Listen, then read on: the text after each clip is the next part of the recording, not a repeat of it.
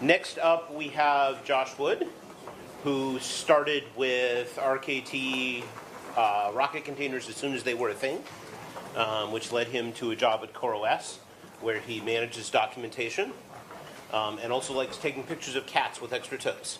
Yeah. So, he's going to tell us about operators. So welcome, Josh Wood.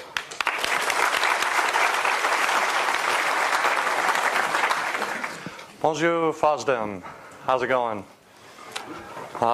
So, we all love Kubernetes, right?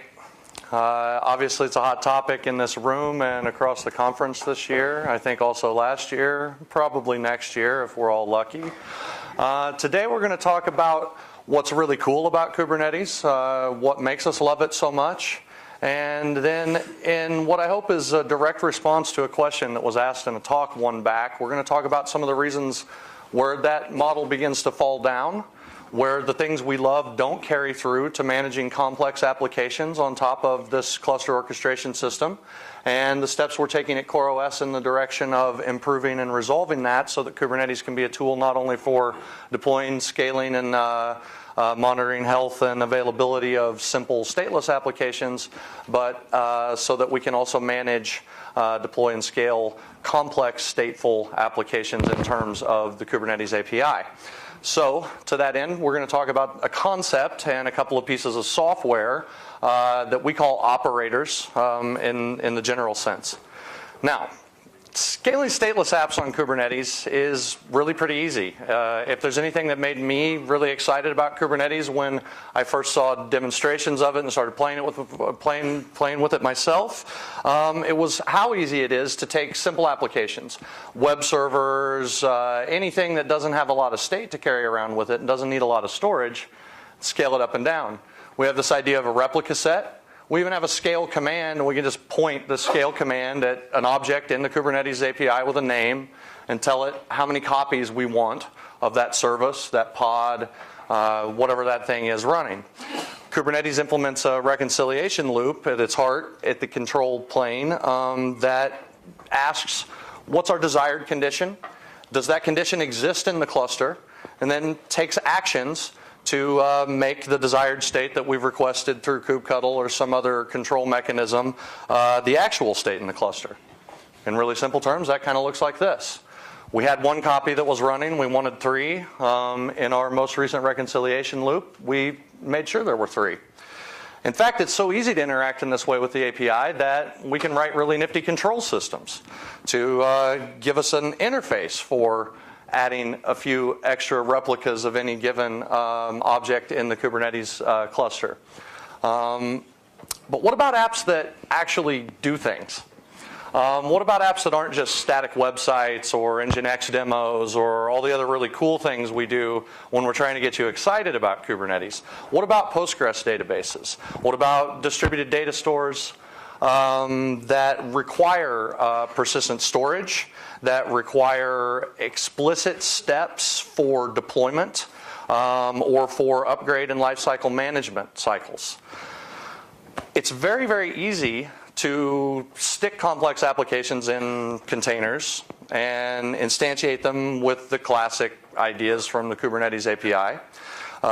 You can run a database. It's not hard to do. But managing a database in the Kubernetes API is considerably harder, particularly if you lose your internet connection. I actually need my slides for this talk. Here we go.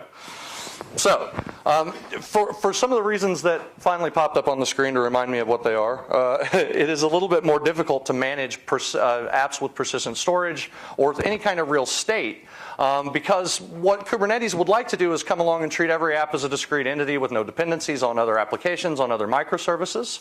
And when we ask it to scale with that simple scale command that we showed earlier, all we get is a new raw fresh copy of whatever application we were running. We just get another pod running somewhere else in the cluster. We don't know that that pod was properly prepared with its persistent volumes, where data is actually written and retrieved. We don't know if that pod matches the version specifications in the midst of rolling upgrades and application scaling. We don't know how to back up the data that's running in existing pods to add pods to this collection. These are all things that human administrators are still forced to interact with, even if they're running their databases on top of Kubernetes. If only Kubernetes knew about the characteristics of complex applications. Now, fortunately, there are mechanisms for extending Kubernetes designed around the idea of providing this kind of automation. And in the form of operators, these are the steps we've taken to try to make this work. The idea here is that we want to be able to add to our current concept of a Kubernetes object, and everything has a manifest. So the goal would be, let me look at a YAML output of a manifest and see some application-specific things in that manifest. So in a simple illustrative case for the purposes of this talk, we've got a database cluster. We've got 3 machines in it. A couple of them are just read replicas, and there's one master. They're all on a version of a data store and an API that's spoken between that master and its read replicas. This is a way to explain this and store it in the Kubernetes API. This is about half of what we need to address complex and stateful applications. The next thing we need is a representation of all of those special steps that an administrator may need to take to deploy or to back up or to upgrade complex applications. We call how we've encoded that operators, and what they really are is custom controllers in the Kubernetes sense, paired with third-party resources that store the metadata that describe the special characteristics of complex applications. So to illustrate operators, and there that is on a slide in a simple, clear sentence if you want to write it down or take a snapshot. The easiest way to probably illustrate this is with a distributed database we've created at CoreOS that actually lies at the heart and soul of Kubernetes. It's called etcd. It's a fairly simple distributed key value store. Kubernetes ships it and runs it in the center of the control plane binaries to maintain cluster state and do other things. Many other applications are also built on top of etcd. And etcd needs a cluster of machines that can maintain some kind of quorum. It uses the RAF protocol to maintain consistency in the data being stored into this database, and it can do neat things like have leader elections in the event of node failures, and do a lot to maintain its own consistency. But what it can't do is upgrade itself, back itself up, and Kubernetes doesn't really know anything about the data stores that etcd is using, the other nodes in an etcd database cluster.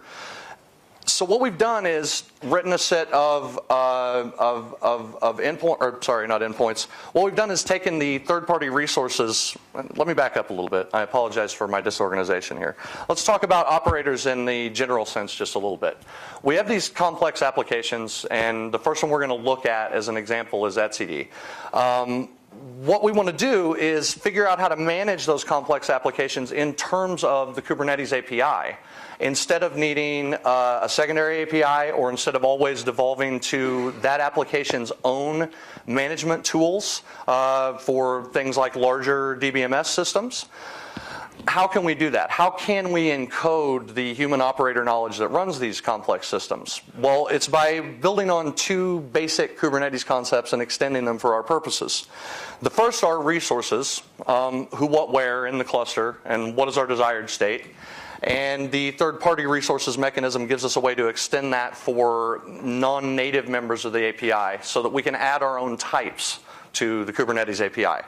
Secondly, we need custom controllers that understand the meaning of those types once we've added them to the API, and how to use the information contained in those custom types on a pod versus on a job or a services specification in its manifest to implement some kind of an observe, act, and reconciliation loop, observe, analyze, and act to reconcile loop in the same way that controllers in the standard Kubernetes control plane do this for simple applications.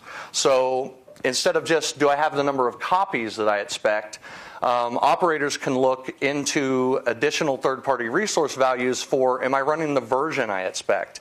Am I running the data store that's been agreed among the group of nodes in this cluster?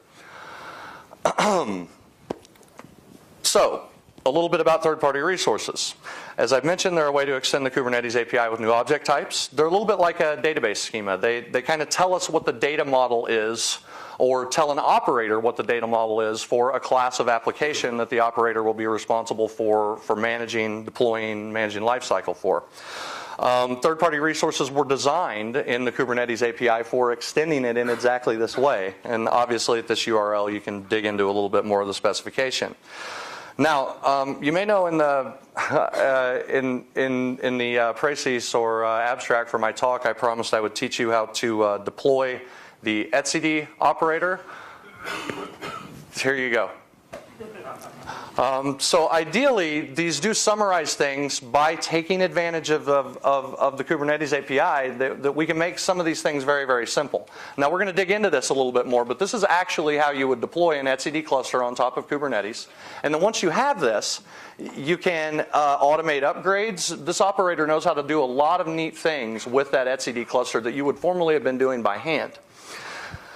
How does that happen? Well, we've added third-party resource values that let the custom controller we have written that does this management know the things it needs to know about the state of an etcd cluster running on Kubernetes. For purposes of illustration, we can talk about how many nodes are desired in that cluster and what version of the etcd software should each of those nodes be running. Now, let's take a look at actually walking through an etcd cluster that's running on top of Kubernetes.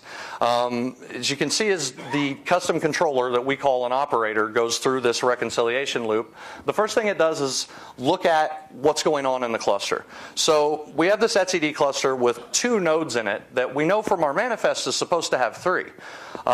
We've got a first node that's actually running a little bit older version of the software than that specified in the manifest. We have a second version that's running the version we've specified, so that's okay, but we're missing a third node that we ought to have quorum in this cluster. So the controller, based on the information in the third-party resources, is able to analyze the situation that is operating in the cluster right now and compare it to, just like you would for a normal service, but with this extended data, compare it to the desired state, and then take actions to bring that desired state about in the etcd cluster running on top of Kubernetes. So, what are we going to do in that scenario, and what's special about it? Well, if this were just a standard app, all we would really be able to do is say, well, there's supposed to be 3 of them. There's only 2. Start another pod running. But in an etcd cluster, that would cause more trouble than it would help you out of your situation. You would have inconsistency between the 2 versions. The new node you've just added would not know where the persistent volumes, where etcd is actually storing data, are located. And there would have been no recovery step taken to find out what happened to this missing member, restore its data, and bring it back online before trying to perform this upgrade. So all of those things are exactly the type of operations that are currently human administrator workloads that are encoded into the etcd operator for Kubernetes. The etcd operator knows how to recover our missing member. It knows how to back up the cluster before attempting the upgrade to the requested version that's in our manifest. And it knows how to perform a rolling upgrade to our now 3 running cluster nodes and bring them all to version 3.10 of etcd.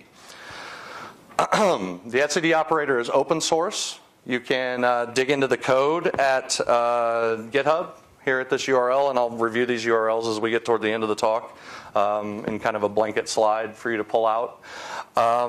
So what other neat things can we do in the basis of what the groundwork of operators? What are our future plans, and what are we going to continue to do with etcd? Because we've already talked about it being a key part of Kubernetes itself. So one of the things we're going to do, given this mechanism for managing and easily upgrading and having an automated lifecycle system for the etcd key value store, is moving it outside of the binaries that are linked and running in the control plane, and actually having a self-hosted etcd cluster for Kubernetes to use that runs independently of Kubernetes, but like a Kubernetes application.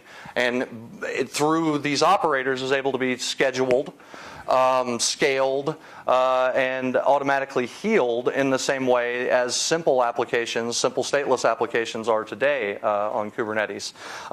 Other goals with that are making high availability setups really, really easy for this kind of software.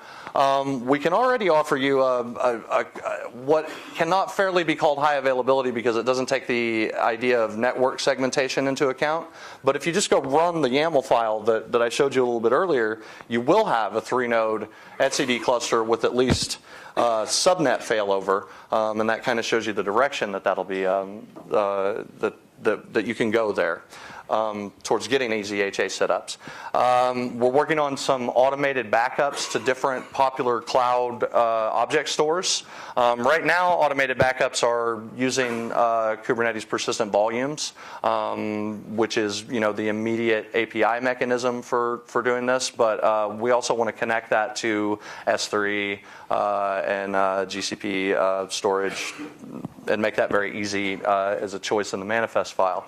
One of the other things the team's working on as we move towards a 1.0 version of the etcd operator is chaos monkey testing to really stress the edges of the management of this operator and make sure that it can actually perform the functions of a human administrator in repairing and recovering from edge cases of failure scenarios that can happen in etcd clusters.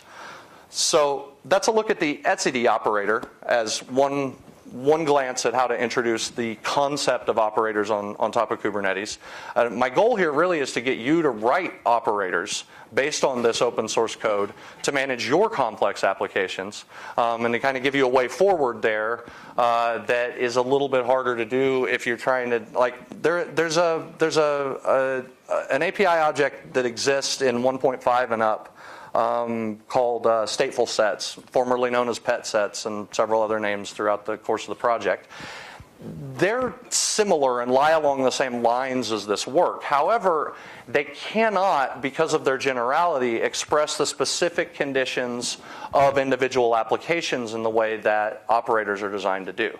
So they can provide part of the groundwork, but they can't encode the specific administrator knowledge that's encoded into the custom controllers that we call operators. So, what's another operator? Well, we've written a set of open source operators in exercising and exploring this idea at CoreOS. We want to look today at 2 of them that are really important for Kubernetes because they both kind of have a native space in Kubernetes, and they're both essential for building modern applications at scale. We often say monitoring is the heart of production. Prometheus is a well-known and I think fairly well-liked monitoring system. Certainly we hope so. We've constructed an operator for Prometheus, which is itself a fairly complex app with stateful storage of machine state, application state, memory thresholds, all the kinds of statistics that it gathers. So much like etcd, it needs a certain arrangement for deployment. It needs to know where data is stored. If you want consistent long-term collection of statistics in Prometheus, you need to be able to maintain persistent volumes between upgrades and rollouts of different versions of it. And more than that, you want to be able to configure targets for monitoring very, very easily. And these are all items that we're trying to move into logic for the Prometheus Kubernetes operator. So Prometheus is a monitoring system, and I have this nifty animated slide I stole from our CTO, Brandon Phillips. So nobody tell him because he flew out this morning. And I know that he'll never see this video. But anyway, This kind of shows sort of really more about what Prometheus does than the operator specifics of it. But what we have here is we're deploying Prometheus. One of the things Prometheus has is this idea of a host information collector so that we can drill down to the node level, which will cycle around here in just a second. So we can drill down to the node level and do monitoring either in terms of machines and in terms of services. And so what this is actually showing is a little web service. And we're doing some, Rackle Hay is a kind of HTTP stress tester. Basically, we're just hitting this web service really hard and showing off a few counters in Prometheus as we put this Kubernetes service under load.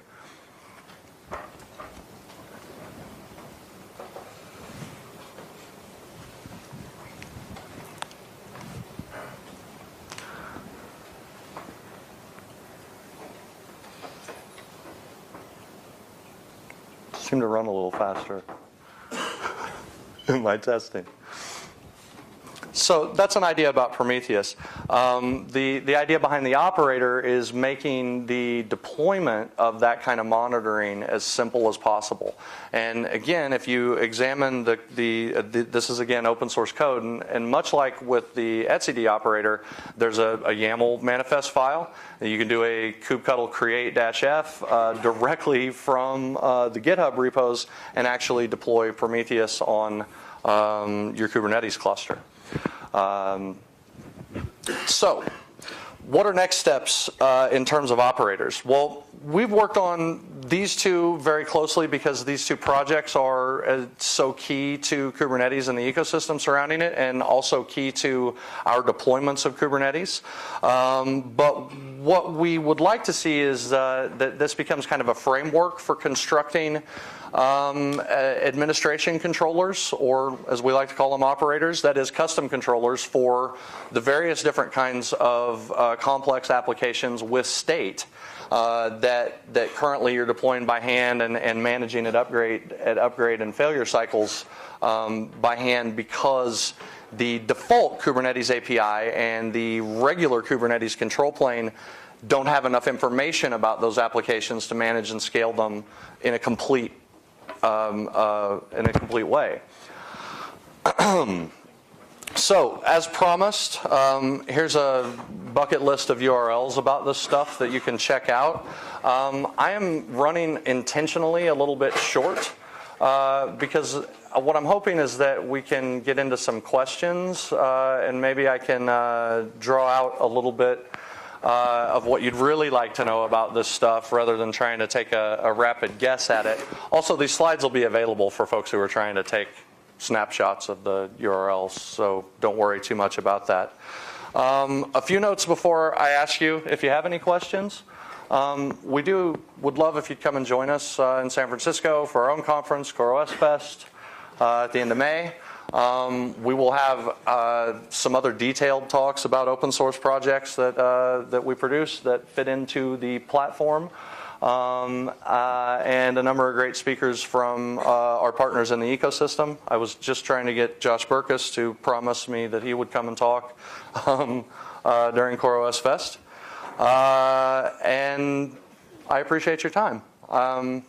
Thank you very much. Does anybody have any questions?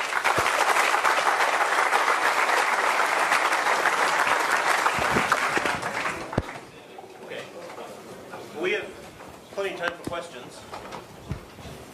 How about you? Because I'll be able to hear you. So one system administrator adopts a certain operator and implements it. Can you say that certain system administration actions become off limits, strongly discouraged, because it will break whatever is foreseen in the operator, and then you end up in a consistent environment? Actually, yeah, that's a good question. One of the things, I think it might even, I may have run right past it on the slide, but... Sorry? Oh, okay.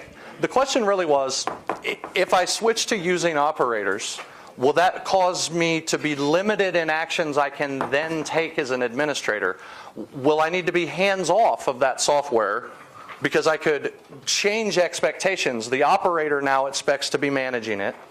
And will administrators trying to come in after the fact and administrate it break those expectations? The answer really, at least for the two that I've described here today, and etcd is the one I'm most familiar with, so I'll talk about it, is yes. Once you've deployed etcd with the operator, the expectation is, number one, we're not at 1.0 yet, so I can't honor this guarantee yet, but 1.0 will honor this contract. The operator will be backwards compatible so that it won't break your old stuff, but it will expect to control upgrades, failover, redeployment, recovery, backups. All of those things will then be expected to happen in terms of the operator instead of in terms of etcd's tooling or your own approaches, muddling config files or anything like that behind the scenes. So currently, at least with these two as implemented, the idea is very much for the admin to hand over that control to the operator. Now, you could write an operator that it gave you different guarantees or expected administrative interference or did checks for different kinds of expected administrative interference. But at least with the etcd and the Prometheus operators and a few of the closed source ones that we have that I know as they exist today, they're all pretty much like a branch. We're now on an operator branch, and we really don't want to do manual human administration. That's sort of the point, right? Good answer? Oh wait, let's bounce around a little. How about here? So my question is that is there ever going to be a Kubernetes cluster federation operator? Please repeat the question. The question is, will there be an operator for Kubernetes Federation? So probably first a little bit of background. Kubernetes Federation is what you might say how you deal with having too much success. Like your one cluster in one region is now no longer enough to provide availability even though it has 100,000 nodes in it. So you want to start having that cluster or having clusters in more than one region but which have hierarchical relationships to one another. That's what federation is all about.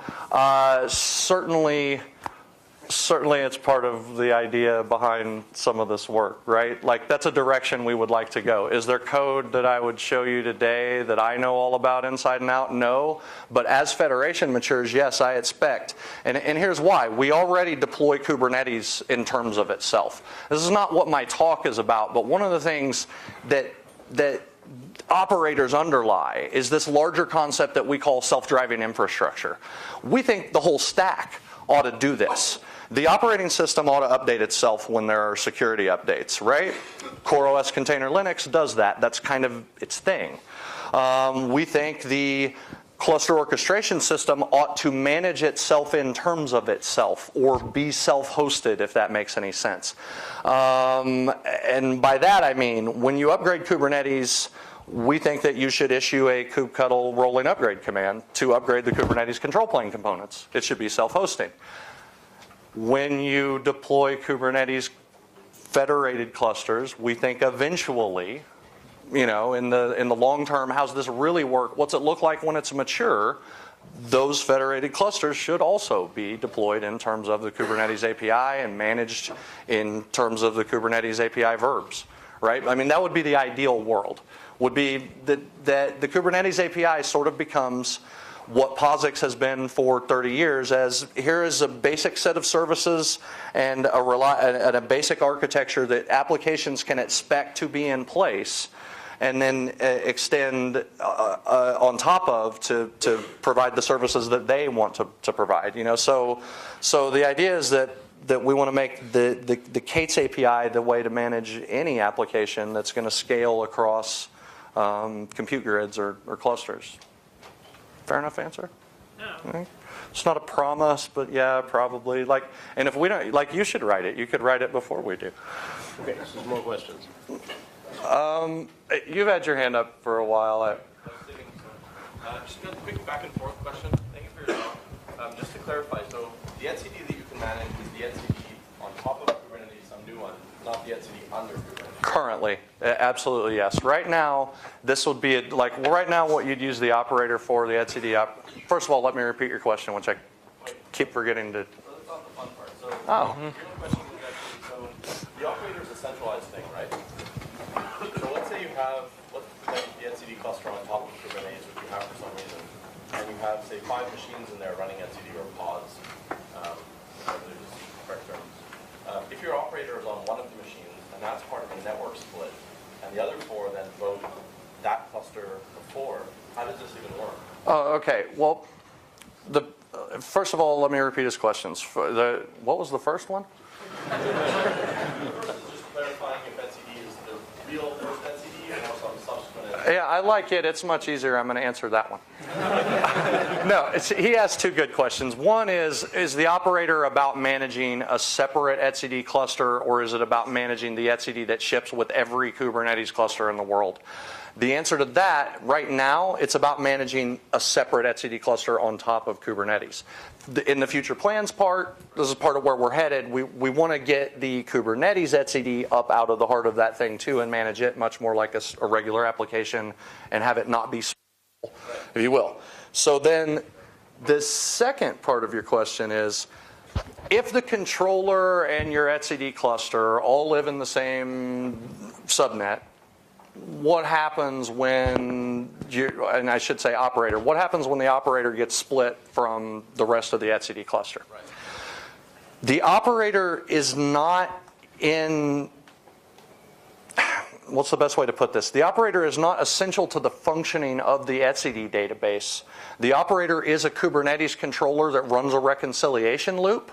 So what would break in the situation you described, if we did no other engineering to try to rectify it, what would break is our ability for the operator to know the condition of the etcd cluster, to do all the things we talked about it doing.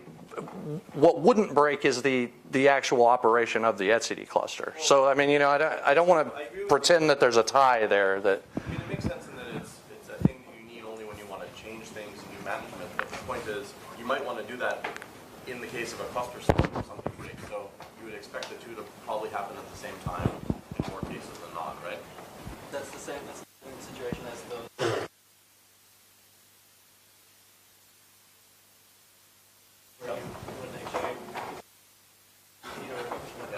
Yeah, I completely agree.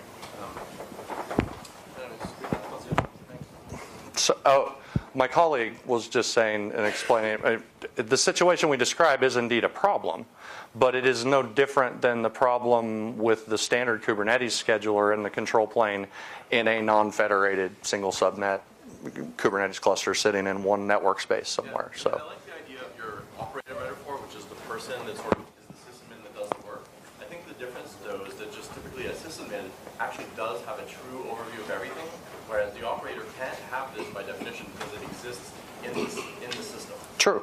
And a fair point. I mean, at least with a fair point with our choice of metaphor, if nothing else. I mean, I would give you that. Thank you for the question. How about you? Is there any mechanism for handling multiple instances of operators? Say you want multiple database clusters, for instance. Oh, yeah. Actually, you can deploy multiple instances of an etcd cluster with one operator by giving them different names, much like any other Kubernetes object. I'm so sorry that I cannot seem to remember to repeat folks' questions. He asked if you could run more than one operator so that you could run more than one copy of your complex application. And the answer is absolutely yes, but more than likely that operator would be constructed as the etcd operator is to run many instances of whatever application it's designed to manage, just distinguished by name like any other Kubernetes object or service or pod. How about you? Is there anything kind of special you'll need to do to handle a really slow remediation? So you've got a database back up that takes 12 hours or something. Do you have to handle that? Okay, so the question is there something special you have to do to handle really slow reconciliations? Like in the event of, I presume, connectivity issues are probably going to be the prime cause of that, right? Of it. And so in a way, it relates to the question we were just asking about sort of net splits and stuff. So you get a corrupt database, you've got your one big Postgres database, it gets corrupt, you want to restore the backups, but if that's going to take Okay. Actually, yeah, you just clarified your question. Thank you. Okay, so the question is, can you encode specific knowledge in operators to deal with particularly long-running recovery, deployment, scaling, restoration, or backup tasks? The answer is absolutely yes. I mean, the whole point of these custom controllers is to be able to encode knowledge of exactly that kind. So forgive me for engaging in, tech talk design, but you could have a third-party resource that knew something about expected timings, perhaps. You could, I don't know, I can't, off the top of my head, I'm not coming up with a dynamic way to do this, so that you really knew, like on a callback, oh, this job is done. That would probably be the direction I would look to go if I were actually trying to solve this problem. But yeah, the thing is you would still use these two basic mechanisms. The idea of a custom controller, some little bit of code that one way or another knows to wait, and a representation of some kind in a TPR, or third-party resource, of what are we waiting on, or how long are we waiting on it, or how do I know that it's done, or when do I give up, or whatever it is. I mean, to answer it like for Postgres would be a little bit over specific, but in general for long-running operations, that's exactly the kind of stuff we expect to see encoded into people's custom operators for their own complex applications. I wish I could think of an example in like the etcd operator or something that kind of matches that scenario, because it is actually a really good question. I think I seem like I really short the left side of the room, so all the way in the back with the sort of denim-y looking shirt. How much you were working together with this team working on Helm and charts? Okay, the question is, how much are we working with the folks working on Helm and Helm charts?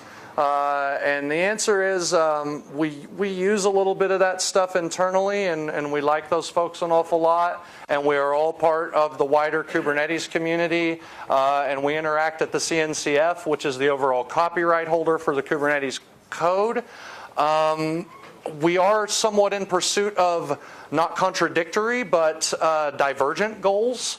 Like we're working on packaging for production, probably a little bit more than development. I don't want to get ahead of myself and like try to write policy for CoreOS ex cathedra, but certainly I've spoken out at Deus's offices in Boulder a couple of times, so like they like us well enough to have us over.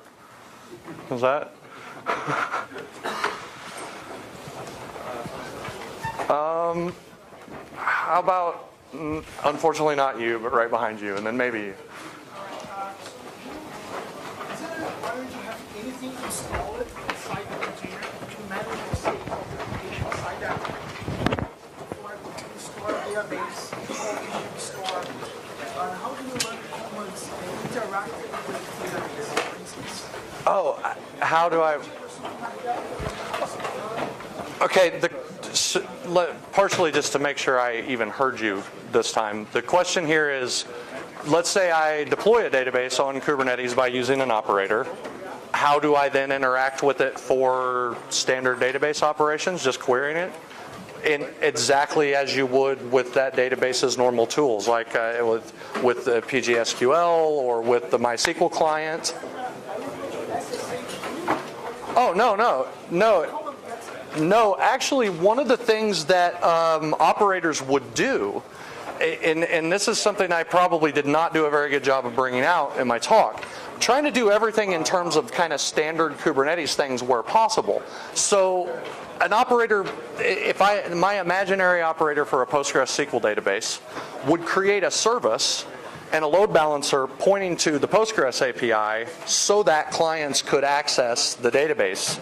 And that's how you would get access to the database, just as any other service within Kubernetes by mapping it to a Kubernetes service. Actually, add one comment for you to repeat. I work on a tool called Patroni, and we're looking at implementing operators on top of Patroni. Okay. Which would handle things like telling the operator to scale. So if you want to actually repeat that to him. Cool. But does that have to do with his question? Yeah, because his question was, do you need something running inside the container? And the answer is yes. I don't think I ever heard your question very well, because I'm trying to answer a question about how do I use the database once I deploy it, and that's not your question. Yeah. I think Josh has a much better answer. Your mic. There we go. There you go. Let the guy who knows talk. Yeah. So the answer is yes. You do need something running inside the container, because at least normal databases are not designed to be self-managing. And so, for example, I work on a project called Patroni, which supplies that thing inside the container. And we've been actually working on implementing the operator pattern for that, because it's exactly what we want.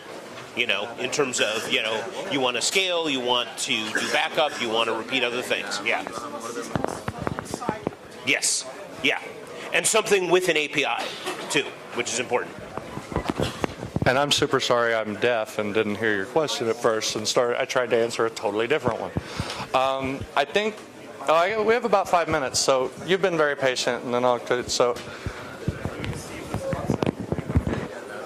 I really can't hear you. The question is, do we see the operators concept being upstreamed? That is